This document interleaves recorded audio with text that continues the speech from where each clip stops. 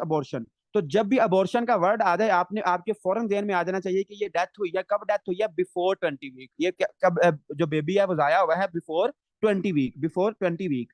ठीक हो गया। ओके जी, हम आगे चलते हैं। तो अगर मतलब ये जो मलेरियन डक्ट डिफेक्ट होगा तो इसमें क्या होगा, स्पॉन्टेनियस अबॉर्शन हो जाएगा, या फिर क्या होगा उसमें प्री मेच्योरिटी, जो बेबी होगा वो प्री मेच्योर हो जाएगा। अच्छा, कोई मुझे बंदा बता सकता है कि प्री मेच्योर बर्थ क्या होती है? मतलब कि बल्कि हम ना तीन टर्म्स यूज करते हैं। प्री टर्म, ठीक है, आपको थोड़ी सी गाइनिस खाते हैं। प्री टर्म, एक हम कहते हैं पोस्ट टर्म, एक हम कहते हैं पोस्ट टर्म, और एक हम कहते हैं एट टर्म। ठीक है, एट टर्म। तो जो प्रेगनेंसी होती है, मतलब कि हम कहते हैं कि यार ये इस बेबी की डिलीवरी प्री टर्म हुई थी, इस बेबी की डिलीवरी पोस्ट टर्म हुई थी, इस बेबी की डिलीवरी एट टर्म हुई थी। तो इसमें कोई बंदा मुझे बता सकता है कि इसका क्या सही कॉन्सेप्ट है? डॉक्टर काशिफ आप सही बता रहे हैं। ड्यूरिंग इंट्रा ट्राइन अगर डिलीवरी हो तो pre term, intra uterine time, नहीं नहीं नहीं नहीं डॉक्टर आयशा, इसका ये आंसर नहीं है। Pre term before 36, pre term before, मतलब ज्यादातर, चले मैं आपको आसान करके बताता हूँ। देखो, अगर क्या हो, एट टर्म क्या है? एट टर्म का मतलब होता है, इसको एट टर्म को आपने याद रखना है जब बेबी का टाइम आ जाता है, मतलब कि उसका टाइम आ गया है डिलीवरी का।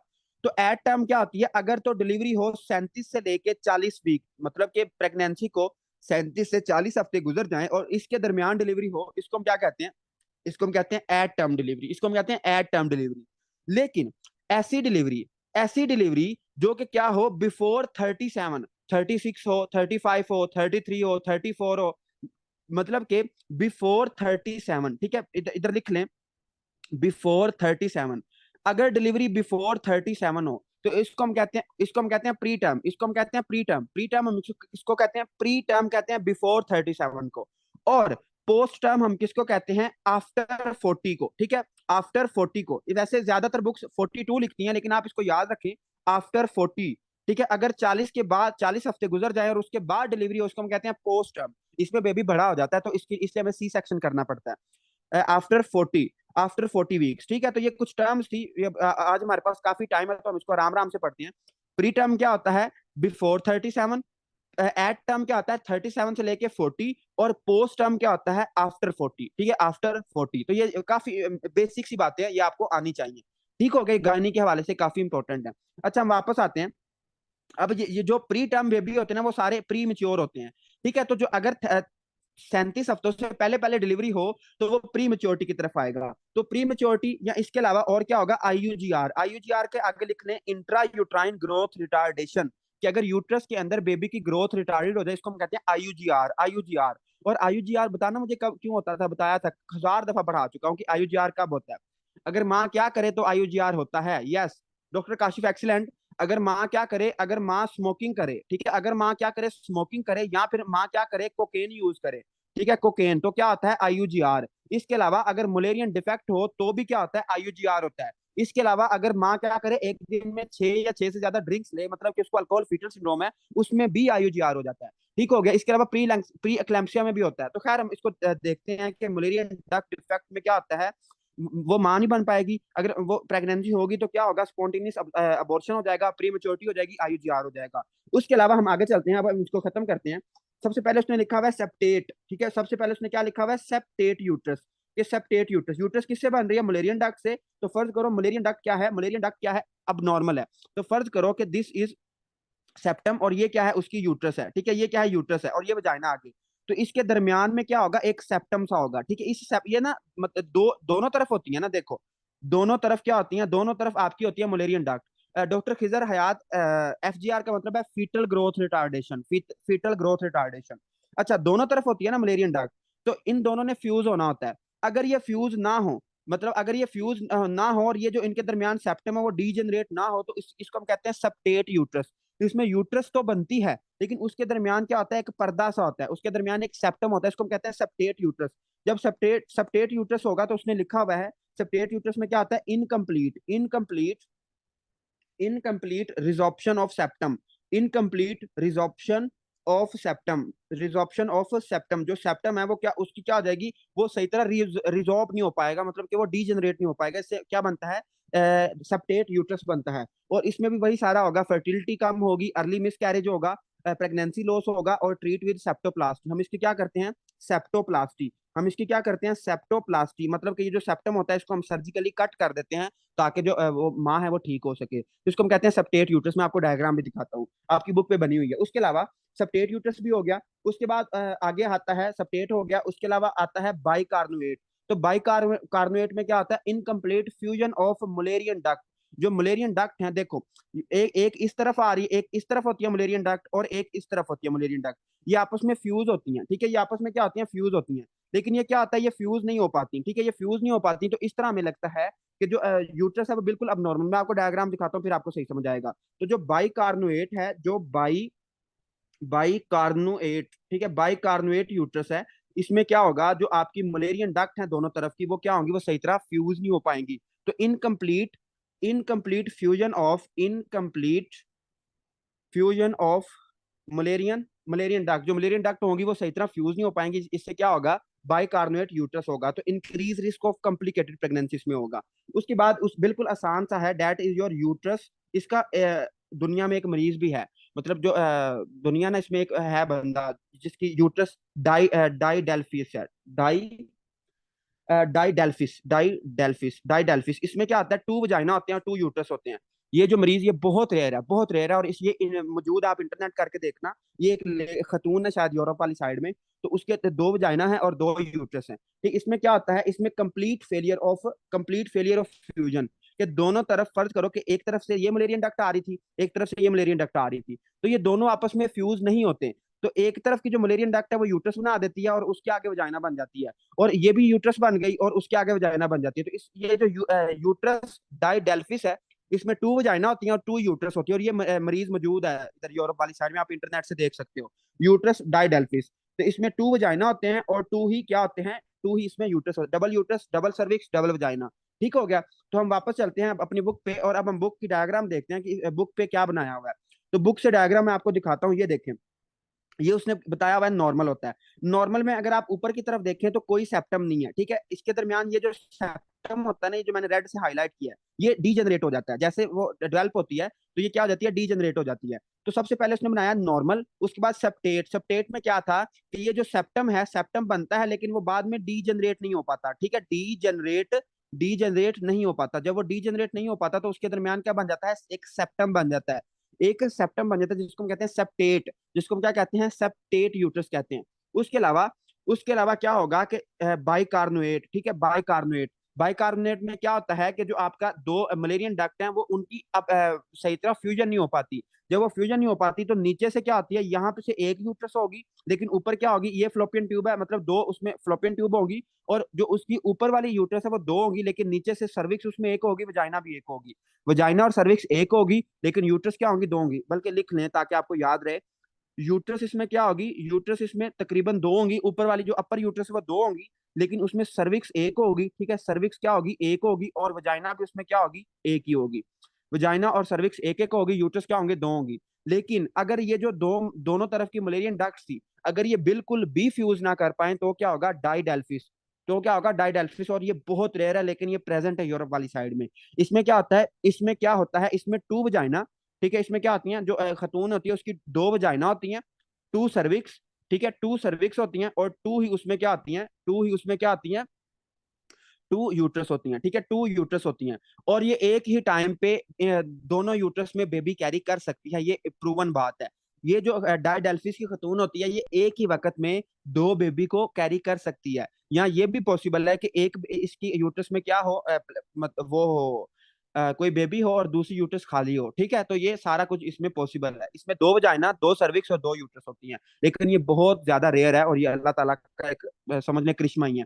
ठीक हो गया। तो मुझे बताएं कि ये पूरा पेज समझ आ गया है, 646 पेज नंबर हमने पढ़ लिया है, काफी आसान था, इतना मुश्किल नहीं है, लेकिन ये इतना मतलब इजी सा है और काफी कॉन्सेप्चुअल है। Diethylstilbestrol causes Mullerian duct anomalies. Doctor Adnan Wazir, ये जो डाई स्टिलबेस्टोल है ना, ये एस्ट्रोजन का होता है, मतलब ये एस्ट्रोजन वो है अपना, एस्ट्रोजन का है ना, मैंने बताया था कि ये एस्ट्रोजन एनालॉग है। तो इसमें उसने ये बस यही लिखा हुआ है, इसका ये साइड इफेक्ट है, लेकिन साइड इफेक्ट हमें मैंने बताया भी था आपको कि जो ड्रग्स के साइड इफेक्ट होते हैं ना, किसी साइड इफेक्ट का हमें पता होता है और किसी साइड इफेक्ट का हमें पता नहीं होता। अगर हमें साइड इफेक्ट का पता चल जाए फिर तो वो कंपनीज उसको ठीक ना कर दें, तो ये उसका साइड इफेक्ट होता है कि वो मलेरियन डक्ट एनोमलीज कराता है, बाकी इसकी हमें वजह का नहीं पता। डॉक्टर आशा लेकिन हम तो मलेरियन डक की एनोमली है तो फर्टिलिटी के चांसेस कम नहीं होंगे? ऑफ कोर्स कम होंगे, फर्टिलिटी के चांसेस बहुत कम होंगे, लेकिन ये अल्लाह ताला का करिश्मा समझ लें कि इस बंदी के दो यूट्रस होते हैं और ये दोनों में बेबी को कैरी कर सकती है, लेकिन चांसेस बहुत कम होते हैं। ठीक है, ठीक हो गया, लेकिन इम्पॉसिबल नहीं है। चांसेस कम होते हैं लेकिन इम्पॉसिबल नहीं है। डॉक्टर समीना कह रही है डाइडेल्फिस का रिपीट कर दें। देखिए डॉक्टर समीना, मैंने ये बताया कि डाइडेल्फिस का मतलब ये होता है जो कंप्लीट फेलियर ऑफ फ्यूजन, कि दोनों तरफ अगर जो मलेरियन डक्ट है वो सही तरह फ्यूज ना हो तो क्या होगा, दो यूट्रस, दो सर्विक्स और दो वजाइना बनेंगे। ठीक हो गया। ओके जी, सिंथेटिक एस्ट्रोजन, ये जो आपका डाइएथाइल स्टिलबेस्टोल है, ये सिंथेटिक एस्ट्रोजन है। इसको मैंने बताया था कि इसको हम कब यूज करते हैं, इसको हम यूज करते हैं मॉर्निंग आफ्टर पिल में। मतलब कि अगर एक कोई कपल है वो इंटरकोर्स करता है लेकिन वो प्रेग्नेंट होना नहीं चाहती, तो वो क्या करेगी, वो ये डाइएथाइल स्टिलबेस्टोल ले लेगी। ठीक हो गया। ओके जी, हम आगे चलते हैं। अब हम बात करते हैं 646, हमने पेज पढ़ लिया है, अब हम बात करते हैं 645 की। और ये इसमें दो ड्रोनी ड्रोनी सी दो डायग्राम्स बनी हुई हैं, और ये आप अपने इर्द गिर्द पूछ के देखना, बहुत कम लोगों को ये आती होंगी। ठीक है, बहुत कम लोगों को ये आती होंगी। ठीक हो गया। तो हम स्टार्ट करते हैं। अब हम स्टार्ट करते हैं इस डायग्राम को पढ़ना। ओके, लेकिन इस डायग्राम को पढ़ने से पहले ना मैं आपको कुछ दिखाना चाहता हूँ जो हमने रीनल सिस्टम में पढ़ा था। तो वो क्या है, मैं आपको एक पिक्चर दिखाता हूँ। उस पिक्चर को हम पहले इंपोर्ट कर लें, तो ये आ गई आपकी पिक्चर। ओके, अब ये दिस इज योर पिक्चर। ठीक है, ये आपकी पिक्चर थी जब आप कब थे, जब आप फोर्थ ईयर, मतलब कि जब आप कब थे, फोर्थ वीक ऑफ प्रेगनेंसी में थे। डॉक्टर सैयद आसिम, काशिफ और तहरीम, थोड़ा सा आप आपस में गुफ्तगू काम करें, इधर ख्याल करें। अच्छा, अब इसमें क्या होगा, इसमें क्या होगा कि इसमें सबसे पहले ये हमने पिक्चर रीनल सिस्टम में पढ़ी थी कि जब आपकी किडनी बनती है तो किडनी कैसे बनती है। मैंने आपको एक कहानी बताई थी, मैंने आपको कहा था कि जब बेबी डेवलप हो रहा होता है तो उसमें जब क्या होती है, फोर्थ वीक ऑफ प्रेगनेंसी होती है, उसमें क्या होती है, फोर्थ वीक ऑफ प्रेगनेंसी होती है। फोर्थ वीक ऑफ प्रेगनेंसी होती है तो क्या होता है, जो बेबी होता है वो कुछ इस शक्ल का आ जाता है जो आपको सामने शो हो रही है। इसमें क्या होता है, इसमें हमने पढ़ा था कि यहाँ यहाँ करके मतलब दोनों तरफ ना एक डक्ट अपेयर होती है, एक डक्ट अपेयर होती है जो कि किससे बनती है, नेफ्रोजेनिक डक्ट, इसको हम कहते हैं नेफ्रोजेनिक डक्ट, मैंने आपको पढ़ाया था तब। नेफ्रोजेनिक डक्ट, नेफ्रोजेनिक डक्ट से तीन स्ट्रक्चर बनते हैं। सबसे जो ऊपर बनता है जिसको हम कहते हैं प्रोनेफ्रोस, इसको हम क्या कहते हैं, प्रोनेफ्रोस। जो दरमियान में बनता है इसको हम कहते हैं मीजोनेफ्रोस, और जो नीचे बनता है उसको हम कहते हैं मेटानेफ्रोस, उसको हम क्या कहते हैं, मेटानेफ्रोस। अब मैंने कहा था कि जो प्रोनेफ्रोस होता है ना, ये तो पहले में निकल जाता है, ये पहले ही डीजनरेट हो जाता है। ये क्या होता है, पहले ही डीजनरेट हो जाता है। उसके बाद जो दरमियान वाला होता है मीजोनेफ्रोस, मीजोनेफ्रोस का मैंने बताया था कि यार हम इसको ना रिप्रोडक्टिव सिस्टम में पढ़ेंगे, तो आज वही दिन आ चुका है कि हम मीजोनेफ्रोस को पढ़ेंगे। उसके बाद जरा मुझे बताना, मुझे भूल गया है, मैं जरा चेक करना चाहता हूँ कि किडनी आपकी किससे बनती थी, किडनी आपकी कहाँ से बनती थी, बताना जरा मुझे। शाबाश, जल्दी बताएं, किडनी कहाँ से बनी? यस डॉक्टर काशिफ, शाबाश। मेटानेफ्रोस, जो मेटानेफ्रोस होता है उससे किडनी बनती थी। ये देखो, ये बनाया हुआ है, यहाँ से हमने किडनी पढ़ी थी कि जो किडनी बनती है वो यहाँ से बनती है, जो मैंने सर्कल किया है। लेकिन जो आपके जेनेटिलिया हैं, जो ओवरीज और टेस्टिस हैं, वो किससे बनती हैं, वो मीजोनेफ्रोस से बनती हैं। वो किससे बनती है, मीजोनेफ्रोस से। आज हम थोड़ा सा मीजोनेफ्रोस को डिटेल में डिस्कस करते हैं। ओके, अब आपने मीजोनेफ्रोस की समझ आ गई है कि मीजोनेफ्रोस, मेटानेफ्रोस और प्रोनेफ्रोस क्या होता है। ये एक स्ट्रक्चर है जो कि किससे बनते हैं, नेफ्रोजेनिक से। नेफ्रोजेनिक डक्ट एक होती है, मैंने आपको लिखवाया था रीनल सिस्टम में। उससे ये तीनों एक दोनों तरफ में होती है, ये सिर्फ एक तरफ उसकी दिखाई हुई है लेकिन ये दोनों तरफ होती है, दोनों साइडों पे होती है। अब इसके ऊपर वाला जो होता है प्रोनेफ्रोस, ये तो पहले ही डिजेनरेट हो जाता है जब एक हफ्ते में, जब फोर्थ वीक एंड होता है ना, जब फोर्थ वीक एंड होता है तो ये प्रोनेफ्रोस पहले में निकल जाता है, पहले ही निकल जाता है। लेकिन बच क्या जाता है, मीजोनेफ्रोस बच जाता है और मेटानेफ्रोस। लेकिन जो मेटानेफ्रोस था, मेटानेफ्रोस क्या बना देता है, हमारी किडनी बना देता है। इसको हमने रीनल सिस्टम में डिटेल में पढ़ा था। ठीक है, तो अगर किसी को उसकी चाहिए हो रिकॉर्डिंग, तो मुझे मैसेज कर दे कि मेटानेफ्रोस किस में डेवलप हो जाता है, किडनी में। लेकिन आज हमने क्या पढ़ना है, आज हमने पढ़ना है मीजोनेफ्रोस। अब ना इसकी मैं डायग्राम थोड़ी सी अलहदा करके बनाता हूँ। देखो, फर्ज करो कि ये मैंने एक लाइन लगाई है, ठीक है, ये मैंने एक लाइन लगाई है, और ये फर्ज करें एक लाइन है, ठीक है। ये जो ऊपर वाला हिस्सा जो मैंने डॉटेड लाइन से लगाया है, इट इज प्रोनेफ्रोस, इट इज प्रोनेफ्रोस। ये क्या है, प्रोनेफ्रोस है। दरमियान में क्या है, मीजोनेफ्रोस, दरमियान में क्या है, मीजोनेफ्रोस है। और सबसे नीचे क्या है, मेटा, ठीक है, सबसे नीचे क्या है, मेटा, दरमियान में मीजो, और ऊपर क्या है, प्रोनेफ्रोस है, प्रोनेफ्रोस है। ओके, अब होता क्या है ये जो आपके ये एक ना डक्ट होती है, ये पूरी एक नाली की तरह होती है। और इस नाली को हम, इस डक्ट को हम क्या कहते हैं, मीजोनेफ्रिक, मीजोनेफ्रोस है ना, तो mesonephric duct, mesonephric duct, mesonephric duct. ये जो डक्ट है इसको हम क्या कहते हैं, मीजोनेफ्रिक डक्ट। ये जो डक्ट है इसको हम क्या कहते हैं, इसको हम कहते हैं जी मीजोनेफ्रिक डक्ट। इसको हम क्या कहते हैं, मीजोनेफ्रिक डक्ट। इसके आगे ना कुछ स्ट्रक्चर्स अपेयर होते हैं इस तरह। इसके आगे क्या होते हैं, स्ट्रक्चर अपेयर होते हैं। और मुझे कोई बहुत एक्सीलेंट सा स्टूडेंट बताएगा, मैंने आपको रीनल सिस्टम में पढ़ाया था कि जब तक किडनी नहीं बनती, जब तक किडनी नहीं बनती, कौन सी चीज है जो कि एक इंटरमीडिएट, इंटरिम किडनी, हमने एक वर्ड यूज किया था इंटरिम किडनी, नगरान किडनी के तौर पे कौन काम करता है। यस, डॉक्टर काशिफ हमेशा की तरह बिल्कुल आपका सही आंसर है। बाकी जी डॉक्टर अदनान आप क्या समझते हैं, डॉक्टर निमरा जफर आप क्या समझती हैं, बाकी भी आंसर कर दें या बाकी मेहंदी लगा के बैठे हुए हैं, बताएं जरा जल्दी।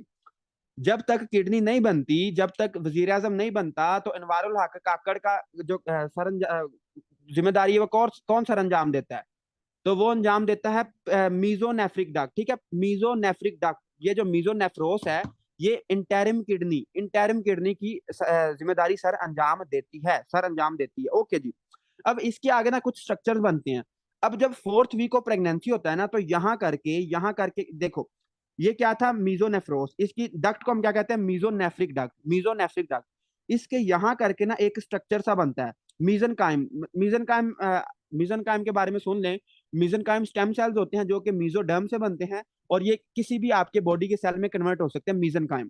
तो जो मीजनकाइम होता है, मीजनकाइम क्या बना देते हैं, आपके गुनेड्स बना देते हैं। मतलब ये अभी अनडिफरेंशिएटेड गुनेड्स हैं, they are undifferentiated gonads, they are undifferentiated gonads, they are undifferentiated गुनेड्स।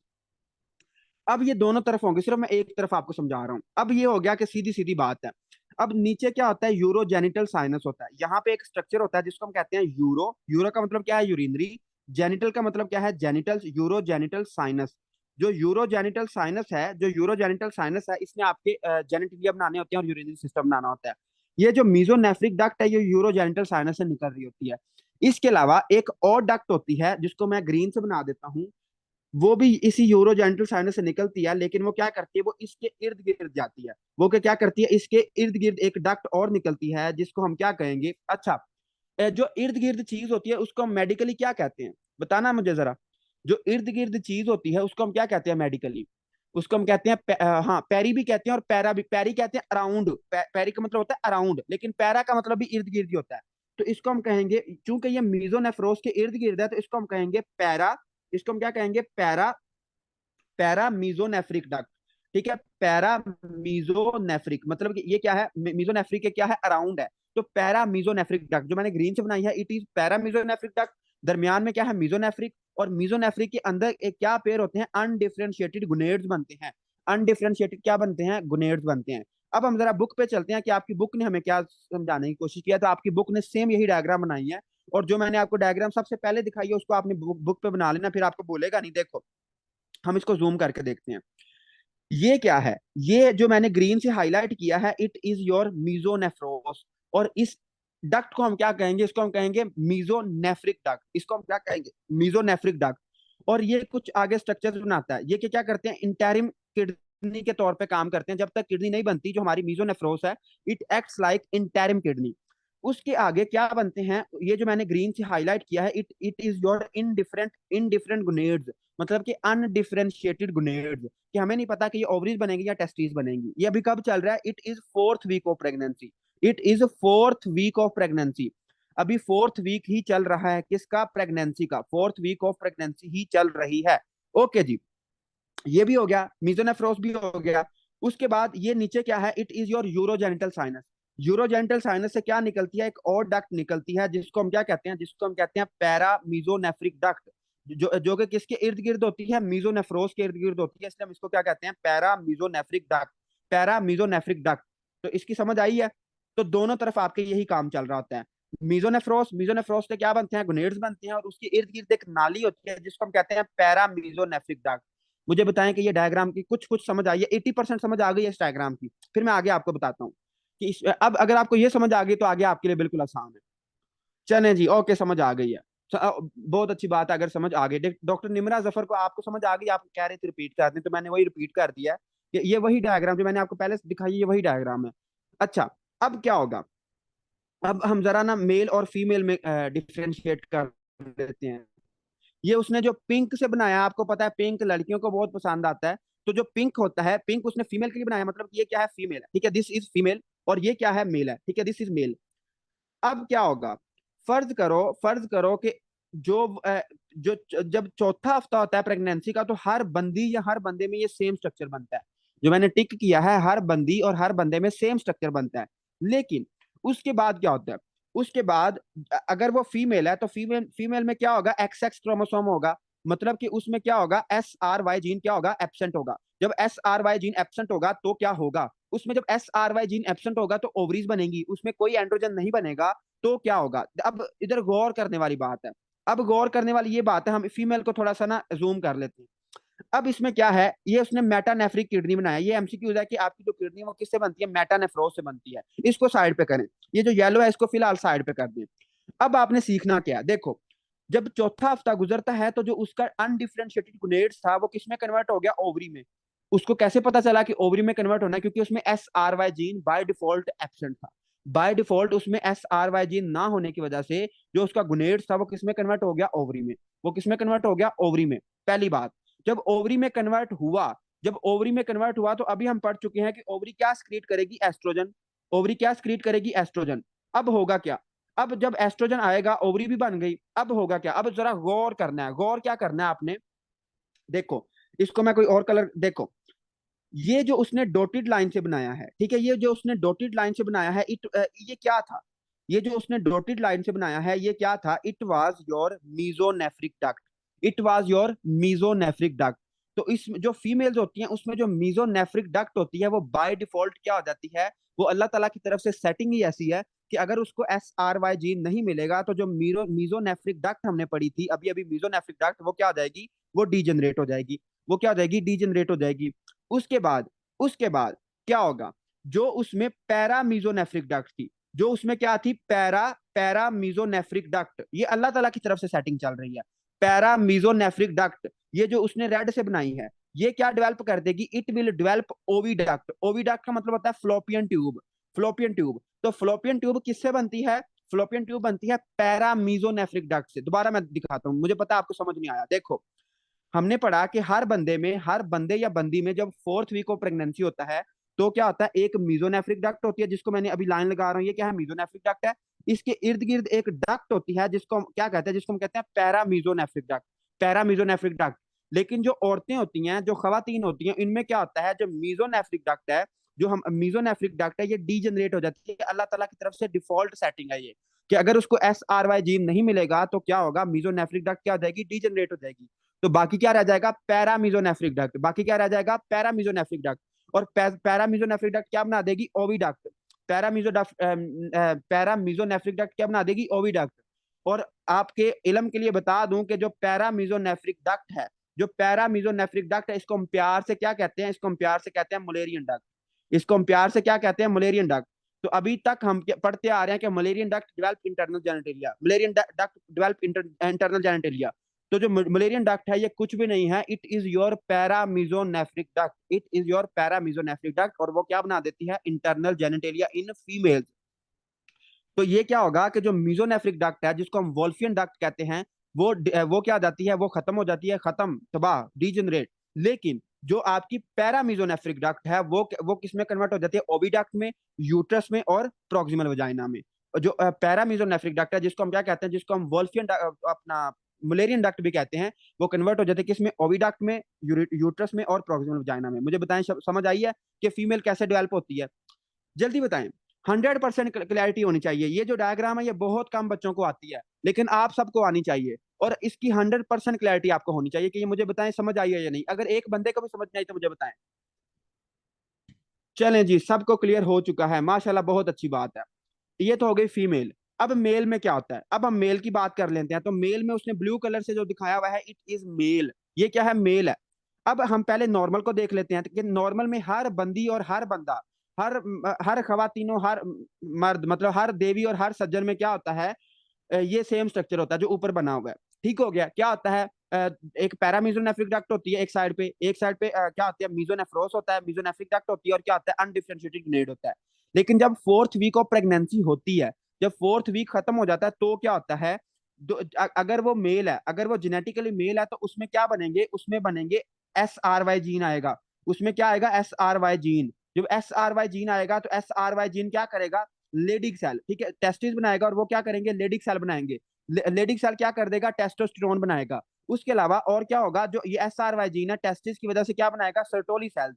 Sertoli cells क्या पैदा करेंगे, टेस्टिस डिटरमाइनिंग फैक्टर एंड्रो, देखो, टेस्टिस डिटरमाइनिंग फैक्टर मतलब कि वो जीन क्या करेंगे, टेस्टिस बनवा देंगे। एंड्रोजन मतलब टेस्टोस्टेरोन बना देंगे। और एमआईएफ कौन बनाता है, सर्टोली सेल्स। तो सर्टोली सेल्स क्या करेंगे, आपके एमआईएफ बना देंगे। तो ये जो आपका मुलेरियन इनहिबिटरी फैक्टर है, ये क्या करेगा, इसने मुलेरियन डक्ट को क्या कर देना है, इनहिबिट कर देना है। तो मुझे जरा बताना कि क्या मर्दों में पैरामीजोनेफ्रिक डक्ट डीजनरेट हो जाएगी या डेवलप होगी, बस एक लफ्ज में आंसर बताना है। मर्दों में पैरामीजोनेफ्रिक डक्ट डीजनरेट हो जाएगी या डेवलप होगी। Doctor Adnan, doctor Kashif, doctor Muqaddas और डॉक्टर तरीम, बिल्कुल आपको सही समझ आ गई है कि मर्दों में जो आपकी मुलेरियन डक्ट है, जिसको हम प्यार से पैरामीजोनेफ्रिक डक्ट भी कहते हैं, वो क्या हो जाती है, वो डीजनरेट हो जाती है। तो उसने जो ब्लू से दिखाया हुआ है, ये उसने डॉटेड लाइन दिखाई है कि यहाँ पे क्या होनी चाहिए थी, पैरामीजोनेफ्रिक डक्ट होनी चाहिए थी, लेकिन ये क्या आ चुकी है, खत्म खत्म तबाह। ठीक है, ये खत्म हो गई। लेकिन इसमें जो मीजोनेफ्रिक डक्ट थी, जो इसमें क्या थी, मीजो, ये जो रेड से उसने बनाई है, it is meso, it is not parameso, it is mesonephric duct. Mesonephric duct किसमें कन्वर्ट हो जाती है, इंटरनल जेनेटिलिया में। तो अगर आपसे कोई बंदा पूछे कि मर्दों का इंटरनल जेनेटिलिया कौन बनाता है, मुझे बताना जरा, मर्दों का इंटरनल जेनेटिलिया कौन सी डक्ट बनाती है, जल्दी बताएं, जल्दी जल्दी जल्दी जल्दी बता दें। Yes, meso. मीजो, जिसको हम प्यार से क्या कहते हैं, वोल्फियन डक्ट भी कहते हैं। और फीमेल्स में जो औरतें हैं, इनमें इंटरनल जेनेटिलिया कौन बनाता है, जो फीमेल्स हैं, इनमें इंटरनल जेनेटिलिया कौन सी डक्ट बनाती है, तो इसमें बनाती है पैरामीजोनेफ्रिक डक्ट, या फिर हम उसको प्यार से क्या कहते हैं, मलेरियन डक्ट भी कहते हैं। तो माशाल्लाह सबको समझ आ चुकी है, बहुत ये आसान है, लेकिन आप अपने इर्द गिर्द पूछ के देखना, ये बहुत कम स्टूडेंट को आती होगी डायग्राम। तो ये थोड़ी सी ट्रिकी डायग्राम है, लेकिन बिल्कुल आसान है। अब जब मेल डेवलप होता है, तो उसमें क्या होता है, जो उसमें पैरामीजोनेफ्रोस होता है, ये डीजनरेट हो जाता है। लेकिन जो उसमें ये रेड वाली है, रेड वाली क्या थी, मीजोनेफ्रिक डक्ट, मीजोनेफ्रिक डक्ट, जो मीजोनेफ्रिक डक्ट है, ये क्या बना देती है, ये बना देती है एपिडिडाइमस बना देती है, और इसके अलावा वास डेफरेंस बना देती है। और क्या बस ये सारी मतलब internal genitalia of male, internal genitalia of male कौन बनाता है, आपकी बनाती है मीजोनेफ्रिक डक्ट। और मुझे भूल गया है कि बताना जरा कि कौन सा हार्मोन बनाता है ये, मतलब इसको कैसे पता चलता है कि मैंने इंटरनल जेनेटिलिया बनाना है, कौन सा हार्मोन आता है मर्दों में, इंटरनल जेनेटिलिया कौन सा हार्मोन बनाता है, जल्दी बताएं, शाबाश। यस, डॉक्टर आशा सही बता रही हैं, डॉक्टर खिजर भी सही बता रहे हैं कि टेस्टोस्टेरोन। टेस्टोस्टेरोन आके इसको सिग्नल करता है कि भाईजान बंदे के पुत्र बनो, और जो मीजोनेफ्रिक डक्ट है, उसको कन्वर्ट कर देता है किसमें, इंटरनल जेनेटिलिया में। अगर आपको यकीन करें, अगर आपको ये डायग्राम समझ आ गई है, और अगर आप इसको याद कर लेते हो, तो आपको मतलब आप प्रो प्लेयर हो, ठीक है, आप अपने इर्द गिर्द ये लोगों को समझा सकते हो, बहुत आसान है, लेकिन ये लोगों को नहीं आता। अब हम इसकी थ्योरी पढ़ लेते हैं। जी डॉक्टर जोहा, आप क्या कहना चाह रही हैं, अब हम इसकी थ्योरी पढ़ लेते हैं। इसकी थ्योरी में जो मैंने आपको बातें बताई हैं, सारा कुछ वही लिखा हुआ है।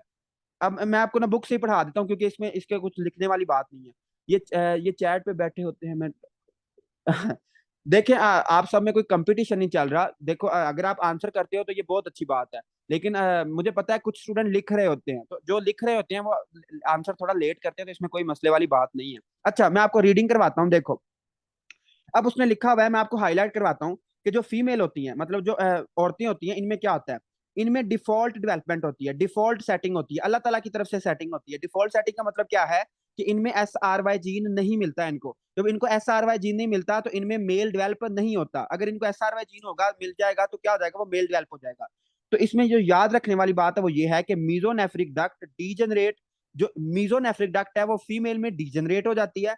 एंड पैरामीजोनेफ्रिक डक्ट, जो पैरामीजोनेफ्रिक डक्ट है, वो डेवलप हो जाती है। तो जो मीजो है, मीजो को हम क्या कहते हैं, मीजो को हम कहते हैं वोल्फियन डक्ट। ये बहुत इंपॉर्टेंट एमसीक्यूज है कि जो औरतें होती हैं, इनमें वोल्फियन डक्ट क्या हो जाती है, डीजनरेट हो जाती है। लेकिन जो पैरामीजोनेफ्रिक डक्ट है, इसको हम क्या कहते हैं, इसको हम कहते हैं मुलेरियन डक्ट, इसको हम क्या कहते हैं, मुलेरियन डक्ट। तो जो मुलेरियन डक्ट है, वो क्या हो जाती है, वो डेवलप हो जाती है। तो इंटरनल जेनेटिलिया ऑफ फीमेल किससे बनता है, मुलेरियन डक्ट से। और जो आपका मेल है, मेल का इंटरनल जेनेटिलिया किससे बनता है, वोल्फियन डक्ट से। तो यही बातें उसने लिखी हुई हैं, लेकिन मैंने आपको आसान करके बता दिया है कि फीमेल में क्या होती है, डिफॉल्ट डेवलपमेंट होती है, mesonephric duct degenerate and para mesonephric duct जो होती है वो डेवलप हो जाती है। ठीक हो गया, तो ये वही बात है जो आपको डायग्राम में समझाई है। उसके अलावा उसने लिखा हुआ मेल, मेल में क्या होता है, तो मेल में एक जीन होता है वाई क्रोमोसोम पे जिसको हम कहते हैं SRY जीन, जिसको हम क्या कहते हैं, SRY जीन। SRY जीन का मतलब इसका फुल फॉर्म ये है, sex determining region on Y chromosome. Sex determining region on Y chromosome, ये सिर्फ और सिर्फ मर्दों में होता है। ठीक है, मर्दों में वाई क्रोमोसोम होता है और उसके ऊपर ये जीन होता है। Produce testis determining factor, testis development. Sertoli cell secrete mullerian inhibitory factor MIF, also called anti mullerian hormone, इसको हम एंटी मुलेरियन हार्मोन भी कहते हैं, एंटी मुलेरियन हार्मोन भी कहते हैं, AMH। और आपको बता दूं, ये हम गायनी में पढ़ेंगे भी, अगर हमने किसी फीमेल का चेक करना हो ना कि इस फीमेल की फर्टिलिटी कितनी है, मतलब इसमें माँ बनने के कितने चांसेस हैं, तो हम उसका FSH चेक करते हैं, ठीक है, FSH चेक करते हैं, AMH चेक करते हैं, तो इससे हमें उसका रिजर्व पता चल जाता है कि इसका ओवेरियन रिजर्व कितना रह गया। ओवेरियन रिजर्व ये होता है कि उसमें प्राइमोडियल सेल्स कितने रह गए, इसको हम आगे जाके पढ़ेंगे, टेंशन नहीं लेनी। बस 2 दिन में आपके ये जो बोर्ड से टॉपिक है ये खत्म हो जाएंगे, फिर काफी मजे मजे वाले टॉपिक्स हैं, तो आपको अच्छा लगेगा पढ़ के। तो anti Mullerian hormone that suppress development of para mesonephric, para mesonephric को हम क्या कहते हैं, मलेरियन डक्ट। तो जो मेल होते हैं इनमें क्या होता है, इनमें एक तो सर्टोली सेल्स होते हैं, सर्टोली सेल्स क्या कर देते हैं, पैरामीजोनेफ्रिक डक्ट को नहीं बनने देते। लेकिन अगर कोई किसी मेल में क्या हो, सर्टोली सेल फेल हो जाए, तो वो क्या होगा, ऊपर से शकील होगा लेकिन अंदर से वो शकील शकीला दोनों ही होंगे, मतलब कि उसमें इंटरनल जेनेटिक मेल और फीमेल दोनों का होगा। ठीक हो गया, और I am really sorry again for Shakeel and Shakeela, सिर्फ मैं ये मजाक में कहता हूँ, किसी ने दिल पे बात नहीं लेनी। ठीक हो गया। लेडिक सेल, जो लेडिक सेल हैं सेक्रीट करते हैं androgens that stimulate development of mesonephric duct. ये क्या करते हैं, मीजोनेफ्रिक डक्ट को डेवलपमेंट को स्टिमुलेट कर देते हैं। तो मतलब कि एंड्रोजन से क्या, एंड्रोजन हम कहते हैं टेस्टोस्टेरोन को, टेस्टोस्टेरोन इज योर एंड्रोजन। ठीक हो गया, तो मुझे बताएं मेल और फीमेल की डेवलपमेंट समझ आ गई है या दोबारा समझाऊं, बताएं। जो मेल और फीमेल की डेवलपमेंट है क्लियर हो गई है, डॉक्टर काशिफ को क्लियर होगी, बाकी भी बताएं। चलें जी, बाकी सब भी बता रहे हैं माशाल्लाह के, समझ आ चुकी है। ओके, अब उसने ना लैदा लैदा लिखा हुआ है कि पैरामीजोनेफ्रिक डक्ट, जिसको मलेरियन डक्ट भी कहते हैं, और जो वोल्फियन डक्ट है इसको उसने लैदा लैदा करके लिखा हुआ है। इसमें उसने यही बात लिखी हुई है जो मैंने आपको समझाई है कि जो मलेरियन, जो आपकी मलेरियन डक्ट है, मलेरियन डक्ट क्या बनाती है, इंटर, ये बहुत इंपॉर्टेंट एमसीक्यूज है कि जो मलेरियन डक्ट है it develop into female internal structure, ये इंपॉर्टेंट एमसीक्यूज है। आपसे पूछेगा, आपसे पूछा जाएगा कि फीमेल का इंटरनल जेनेटलिया कौन सी डक्ट बनाती है, तो आपने कहना है मुलेरियन डक्ट, आपने क्या कहना है, मुलेरियन डक्ट कहना है। तो develop into female internal structure, दोनों दोनों होंगे तो दोनों फंक्शन नॉर्मल परफॉर्म करेंगे। नहीं नहीं नहीं नहीं, डॉक्टर बिलाल, जो आप पूछ रहे हो ना, इसमें ये होगा कि उसका इंटरनल जेनेटिलिया मेल और फीमेल होगा और वो दोनों ही काम नहीं करेंगे। ठीक है, मतलब मेल वाला भी काम नहीं करेगा और फीमेल वाला भी काम नहीं करेगा, ना वो मेल होगा ना वो फीमेल होगा। ठीक है, तो वो इनफर्टाइल होगा, वो फर्टाइल नहीं होगा बंदा। अच्छा, फ्लोपियन ट्यूब, मतलब fallopian tube, uterus, proximal vagina, distal vagina. जो डिस्टल वजाइना वो किससे बनती है, यूरोजेंटल साइनस से बनती है, urogenital sinus. Male remnant is appendix testis. अच्छा, अपेंडिक्स टेस्टिस के बारे में सुन लें। ये जो अपेंडिक्स टेस्टिस है ना, अपेंडिक्स टेस्टिस, ये वो वाला अपेंडिक्स नहीं है जो आप समझ रहे हो। ये ना एक स्मॉल वेस्टिजियल ऑर्गन है, स्मॉल, इसके आगे लिख लें, small vestigial organ. Vestigial organ हम किसको कहते हैं, बेकार ऑर्गन को, जिसमें जिसका हमारी बॉडी में कोई काम नहीं होता। जिस तरह अपेंडिक्स क्या है, जो अपेंडिक्स है वो क्या है, दैट इज वेस्टिजियल ऑर्गन। इसके आगे लिख लें बेकार ऑर्गन, ये बेकार होता है। तो जो आपका पैरामीजोनेफ्रिक डक्ट है, ये फीमेल में तो क्या बना देता है, फीमेल में इंटरनल जेनेटिलिया बना देता है, लेकिन जो मेल होते हैं उनमें उसमें एक रेमानेंट बच जाता है, ये रेमानेंट है। उसमें जो रेमानेंट बच जाता है, जो बाकी बच जाता है अडल्ट में, उसको हम कहते हैं अपेंडेक्स टेस्टीज। और ये अपेंडेक्स होता है किसका, टेस्टीज का। ये प्रेजेंट होता है अपर पोल ऑफ टेस्टीज पे, अपर अपर पोल ऑफ टेस्टीज।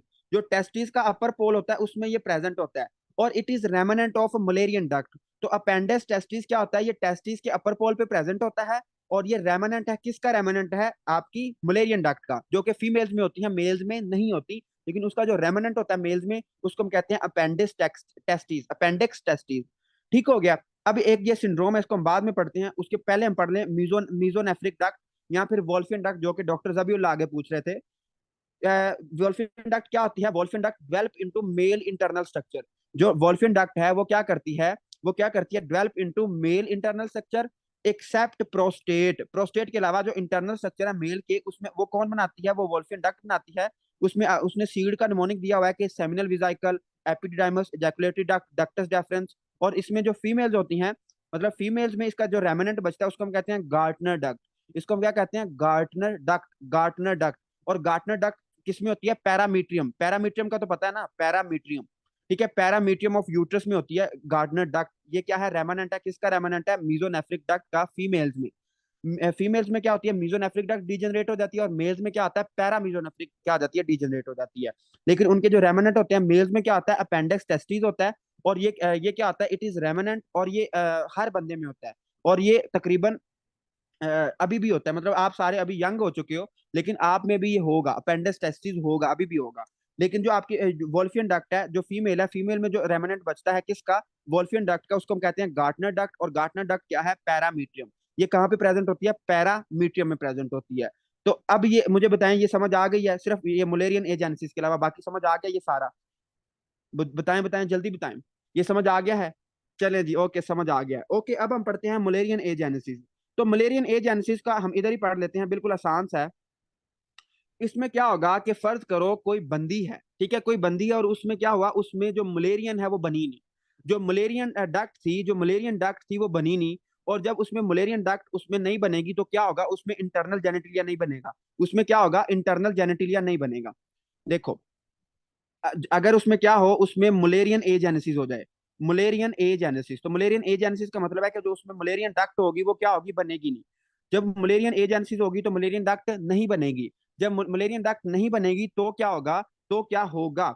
डॉक्टर निमरा फिर पूछिए जी, प्रोस्टेट कौन एक्सटर्नल जेनेटिलिया में क्यों लिखा हुआ है और यहाँ एक्सटर्नल कह रहे हैं? जो प्रोस्टेट होता है वो इंटरनल जेनेटिलिया होता है। Prostate is internal genitalia. अच्छा, मलेरियन एजेंसिस, मलेरियन एजेंसिस में क्या होता है? मलेरियन एजेंसिस में क्या होता है? मलेरियन डक्ट नहीं बनती। अब जो जो चीजें मलेरियन डक्ट से बन रही वो नहीं बनेंगी। फर्ज करो मलेरियन डक्ट से क्या क्या बन रहा था, हमने याद रखा था पफ से, ठीक है, PUF, पफ। तो पी से क्या होगा? पी से क्या होगा? प्रोक्सिमल वजाइना, ठीक है, प्रोक्सिमल वजाइना नहीं बनेगी। तो अगर किसी बंदी में मलेरियन डक्ट नहीं है तो उसमें क्या होगा? प्रोक्सिमल वजाइना नहीं बनेगी। यू से क्या होगा? उसमें यूट्रस नहीं बनेगी। और उसमें एफ से क्या होगा? Fallopian tube. तो ये तीनों चीजें उसमें नहीं बनेंगी। तो अब हम इसको देखते हैं। देखो, फर्ज करो अगर उसमें प्रोक्सिमल वजाइना नहीं है, ठीक है, अगर उसमें प्रोक्सिमल वजाइना नहीं है, प्रोक्सिमल वजाइना नहीं है, तो क्या होगा? आपकी बुक ने एक वर्डिंग यूज की है, ब्लाइंड ब्लाइंड एंड, ठीक है, blind and vagina, blind and vagina. मतलब कि जो वजाइना है उसकी बाहर की तरफ जो ओपनिंग है उसको हम क्या कहते हैं? उसको कहते हैं, मेरे जेन से उसका नाम निकल गया। मतलब कि फर्ज करो ये वजाइना है, ठीक है, तो इसकी जो एक बाहर ओपनिंग है और जो अंदर वाली ओपनिंग है इसको हम कहते हैं सर्विक्स, ठीक है, इसको हम क्या कहते हैं? सर्विक्स। लेकिन जो प्रोक्सिमल वजाइना थी, जो बॉडी के पास वाली वजाइना है, ये तो बनी नहीं है, तो इसको हम कहते हैं ब्लाइंड एंड वजाइना। इसको हम क्या कहते हैं? Blind and vagina, blind and vagina, blind and vagina. ठीक हो गया। और उसके अलावा जो यूट्रस है, यूट्रस भी नहीं बनेगी। तो उसके अलावा फ्लोपियन ट्यूब भी नहीं बनेगी। तो इन दोनों की वजह से उसको क्या होगा? Primary amenorrhoea. प्राइमरी एमनोरिया हम किसको कहते हैं? एनीवन? प्राइमरी एमनोरिया और सेकेंडरी एमनोरिया में क्या फर्क होता है? बाकी मैं लेकिन फ्लो चार्ट में एक्सटर्नल लिखा हुआ है। I think prostate is external genitalia, मुझे कंफर्म नहीं हो, एक मिनट हम देख लेते हैं इसको। कहाँ गया हमारा प्रोस्टेट? जो प्रोस्टेट है it is external genitalia, sorry sorry sorry, external genitalia है। और उसने यही बताया हुआ है, मुझे नहीं पता इसने एक्सेप्ट प्रोस्टेट ये क्यों लिखा है, लेकिन उसने यही लिखा हुआ है कि जो मेल के इंटरनल जेनेटिलिया है वो डेवलप होते हैं mesonephric duct except prostate. Prostate मतलब एक्सटर्नल में आता है, ये एक्सटर्नल में आता है। ठीक हो गया, एक्सटर्नल में आता है। अच्छा, मैंने आपसे क्वेश्चन किया था प्राइमरी एमनोरिया के बारे में, बताएं प्राइमरी एमनोरिया क्या होता है? शाबाश, जल्दी बताएं, प्राइमरी एमनोरिया क्या होता है? बताएं बताएं बताएं। नहीं पता? ओवरी की प्रॉब्लम है। प्राइमरी और सेकेंडरी एमनोरिया में क्या फर्क होता है? और मेंसेस तो दोनों में नहीं ना आएंगे, मेंस्ट्रुअल साइकिल तो दोनों में नहीं आएगी, प्राइमरी और सेकेंडरी दोनों में नहीं आएगी। प्राइमरी का मतलब क्या होगा? यस, डॉक्टर काशिफ थोड़ा थोड़ा सही बता रहे हैं। देखो, अगर तो कोई स्ट्रक्चरल डिफेक्ट हो, अगर कोई स्ट्रक्चर में मसला हो तो इसकी वजह से होता है प्राइमरी एमनोरिया। कि मतलब कि जो वो लड़की थी, जो वो गर्ल थी, जब वो प्यूबर्टी एज उसने हिट की तो उसको मेंस्ट्रुअल साइकिल पहले आई लेकिन बाद में आना बंद हो गई, इसको हम कहते हैं सेकेंडरी एमनोरिया। लेकिन अगर वो बंदी उसमें सेक्शन सेकेंडरी सेक्सुअल कैरेक्टरिस्टिक्स भी आ गए, ये हम ना लेते हैं तकरीबन 12 साल में। मतलब कि 12 साल तक ना उसमें मेंस्ट्रुअल साइकिल आ जाने चाहिए, मेंस्ट्रुअल साइकिल उसकी हो जानी चाहिए। लेकिन 12 साल से भी गुजर गए, और 15 तक, 12 से 15 साल आपने वेट किया। जब 15 साल हो गए लेकिन उसको मेंस्ट्रुअल साइकिल नहीं आई, प्लस इसमें सेकेंडरी सेक्सुअल कैरेक्टरिस्टिक्स प्रेजेंट है, सेकेंडरी सेक्सुअल कैरेक्टरिस्टिक्स प्रेजेंट है, मतलब उसकी ब्रेस्ट डेवलपमेंट हो गई है, प्यूबिक हेयर, एक्सिलरी हेयर आ गए हैं, लेकिन 15 साल गुजर चुके हैं, उसकी मेंस्ट्रुअल साइकिल स्टार्ट नहीं हो रही, तो आपने क्या कहना है, उसमें कोई स्ट्रक्चरल डिफेक्ट है, इसको हम कहते हैं प्राइमरी एमेनोरिया। इसको हम क्या कहते हैं, प्राइमरी एमेनोरिया। सेकेंडरी एमेनोरिया क्यों होता है, it is due to hormonal defect, और ये हम पढ़ेंगे गायनाकोलॉजी में, प्राइमरी और सेकेंडरी एमेनोरिया। तो जो प्राइमरी एमेनोरिया होता है ये मोस्ट कॉमन क्यों होता है, स्ट्रक्चरल डिफेक्ट की वजह से होता है, मतलब कि 12 से 15 साल गुजर जाते हैं, उसमें बाकी सारी चीजें नॉर्मल होती हैं, सेकेंडरी सेक्सुअल कैरेक्टरिस्टिक्स भी आ जाते हैं, लेकिन उसमें मेंसेस नहीं आते, तो इसको हम कहते हैं प्राइमरी एमेनोरिया। और ये जो मलेरियन एजेंसिस की मरीज होगी, इसमें क्या होगा, प्राइमरी एमेनोरिया। प्राइमरी एमेनोरिया क्यों होगा, क्योंकि इसमें फ्लोपियन ट्यूब नहीं है, फ्लोपियन ट्यूब भी नहीं है और यूट्रस भी नहीं है, तो इसमें इंटरनल जेनेटिलिया नहीं है, इसकी वजह से क्या होगा कि इसमें अपना एमेनोरिया हो जाएगा, प्राइमरी एमेनोरिया हो जाएगा। तो यही आपकी बुक ने लिखा हुआ है कि इसमें ये जो मेयर मेयर रोकीटेंस्की कुस्टर हाउसर सिंड्रोम, ये है, मुश्किल से उसने नाम लिखा हुआ है, मतलब कि मलेरियन एजेंसिस में क्या होता है, प्राइमरी एमेनोरिया होता है। क्या होता है, primary amenorrhea with absent uterus, uterus भी नहीं होती, blind blind vaginal pouch. Blind vaginal pouch की समझ आ जाएगी ना, कि जो वजाइना होगी वो एक पाउच की तरह होगी, मतलब इस तरह होगा कि आगे से वो बंद होगी, ठीक है, आगे से उसकी कोई सिर्फ उसकी एक ओपनिंग होगी, दूसरी तरफ वो क्या होगी, ब्लाइंड होगी। नॉर्मल फीमेल एक्सटर्नल जेनेटिलिया, जो एक्सटर्नल जेनेटिलिया होगा वो क्या होगा, नॉर्मल होगा। मुझे बताना एक्सटर्नल जेनेटिलिया नॉर्मल क्यों होगा। Plus and secondary sexual characteristics, जो उसमें सेकेंडरी सेक्सुअल कैरेक्टरिस्टिक्स होंगे वो भी नॉर्मल होंगे, associated with urinary tract anomalies, renal agenesis, ठीक है, इसके अलावा उसमें रीनल एजेनेसिस होगी, रीनल एजेनेसिस होगी।